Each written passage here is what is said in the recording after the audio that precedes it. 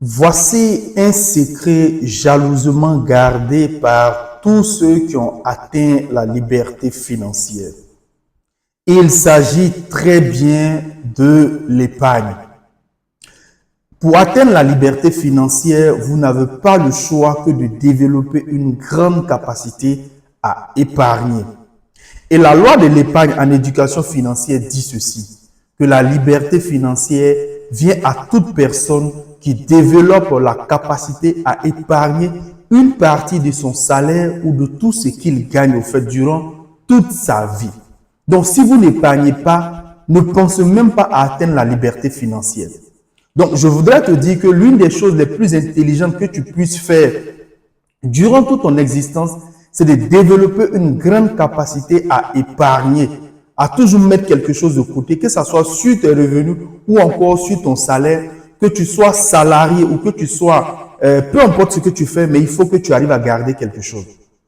Et il faut savoir que ce qui fait la stabilité des individus, des familles, des entreprises, des sociétés, c'est leur grande capacité à épargner au fait.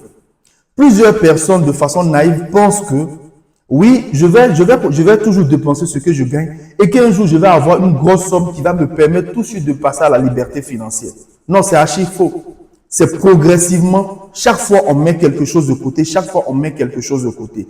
Et cela, moi, je l'ai appris il y a quelques années et j'ai compris que tout ce que je gagne ne doit pas servir à être dépensé. Et c'est pourquoi je développe généralement deux types d'épargne. Il y a une épargne qui me sert d'investissement et il y a une épargne d'urgence pour régler tout ce qu'il y a vraiment comme urgence et sollicitation. Au point où quand ce que j'ai pour les sollicitations finit, je n'en ai plus rien. Mais mon épargne d'investissement doit servir à réinvestir soit à ma personne ou à créer une nouvelle source de revenus ou à investir dans mon business. C'est vraiment une épargne d'investissement. L'épargne d'urgence, c'est pour vraiment régler les urgences en dehors du budget que j'établis chaque fin de mois pour faire face à mes différents engagements. Si tu fais partie de ces personnes qui gagnent de l'argent, tu es conscient que tu gagnes de l'argent, mais tu n'as pas une bonne capacité d'épargne, tu n'arrives pas à épargner. L'argent rentre, ça sort, l'argent rentre, ça sort. Finalement, tu deviens juste un canal par lequel l'argent passe et que tu n'arrives pas à retenir quoi que ce soit. Fais-moi appel. Je vais t'accompagner. Durant 3 mois, nous allons travailler ta capacité à épargner, ta capacité à contrôler tes dépenses, mais aussi ta capacité à développer d'autres sources de revenus afin de gagner beaucoup plus d'argent. Vous savez, c'est stressant quand c'est la fin du mois. Et ceux qui ont des charges savent de quoi je parle. Lorsque c'est la fin du mois et que tu stresses, tu réfléchis à longueur de journée. Comment je fais pour honorer mes engagements, mes factures, mes loyers, tout ce qui va avec. C'est hyper stressant en fait. Et cela nous rend nerveux au fait.